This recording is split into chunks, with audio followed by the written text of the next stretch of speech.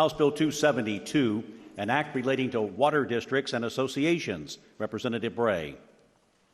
Gentleman from McCracken. Mr. Speaker, I yield to the gentleman from Rockcastle 71 for explanation of the bill and motion thereon. Chair recognizes the gentleman from Rockcastle for explanation of bill and a motion thereon. Thank you, Mr. Speaker. House Bill 272 is a bill that was filed in response to a policy shift by the Public Service Commission in regards to how rural water districts collect delinquent bills. The PSC has done an about-face and disregarded 50 years of precedent by removing a district's ability to penalize delinquent bills as they present their rate cases. By removing this collection tool, the PSC is effectively turning a one-month billing cycle into a two-month billing cycle and creating a cash flow nightmare. This will require districts to keep more cash on hand and will require higher utility rates for all customers. Instead of delinquent customers paying the costs they've incurred on the system, all customers' utility bills are being raised. Customers like my 92-year-old grandfather, who lives on a fixed income, who's having his utility bill raised so that because his neighbors don't pay their bills on time. This is an ideological shift that flies in the face of fairness and affordability. The PSC believes that late payment penalties don't encourage customers to pay their bills on time. Over the past couple of weeks, I've looked through all of the bills I pay, and I've got late payments on my house payment, car payment, farm payment, feed payment, tax bill, cell phone bill, garbage bill, etc. As a matter of fact, I couldn't find a single bill that I didn't have a late payment on. Companies do this because it's effective.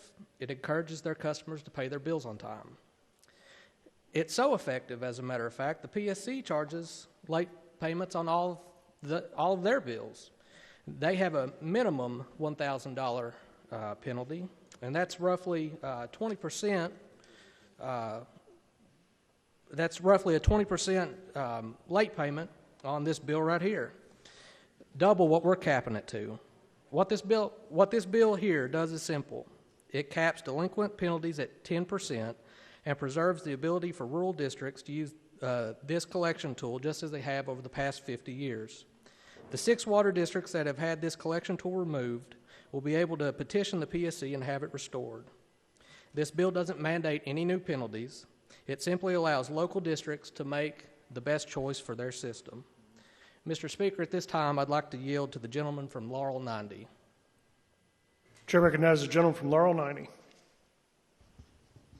Thank you, Mr. Speaker. And I just want to thank the gentleman from Rockcastle for bringing this bill forward. Many of you might know this, but my water district in Leslie County, Hyden Leslie County Water District, was the first to do this. That was affected by the PSC's new change in policy. Again, this is a policy that has been in place for over 50 years. They use it themselves, and it was based on 4 months of data. Now, if I have a bill that comes to me and the company decides, hey, we're not going to charge late fees anymore, but they don't really advertise that they're going to charge late fees anymore, they don't tell anybody, nobody really knows, you're going to assume that they're still going to charge late fees, you're going to pay your bill on time. And so the 4 months of data to change to overrule 50 years of policy is troubling. In a small rural community as Hyden, there are going to be cash flows issues, and you're taking one of the top tools that these water districts have to maintain this cash flow. And so if you take away the late fee charge, you're having to have people call and call and call. It takes people to do that on the payroll. You're going to have people that will go and turn off these utilities and turn on these utilities. It's going to cost the customer more in the long run. It's going to be burdensome on the water districts that are already struggling to survive, and it's going to lead to a higher rate increase across the board for people. So I thank the gentleman for this bill, and I urge my colleagues to pass it. Thank you. Gentleman from Rockcastle. Mr. Speaker, please have the clerk report House Committee Substitute 1. Clerk, please report. House Committee Substitute 1 to House Bill 272. Gentleman from Rockcastle. Committee Substitute 1 includes language that helps utilities operate and serve their customers during an emergency. These utility workers are some of our frontline heroes, many of them in roles that we depend on when the state faces situations like last week's winter storm and this week's flooding. We need these workers to fix water breaks or get the power back on. This sub helps utilities respond to these types of emergencies by ensuring utility employees are designated as critical infrastructure workers and are essential. Section 2 of the sub deals specifically with municipal utilities. These are the utilities that we have that are run by our city governments, or so they're governed by elected officials. And what it does is it says in future, during state of emergencies, no executive order can supersede their right to collect bills, impose late fees, or use whatever means necessary to ensure their survival.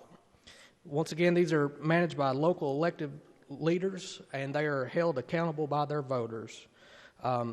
These leaders are accountable to their voters, and these issues should always be handled at a local level.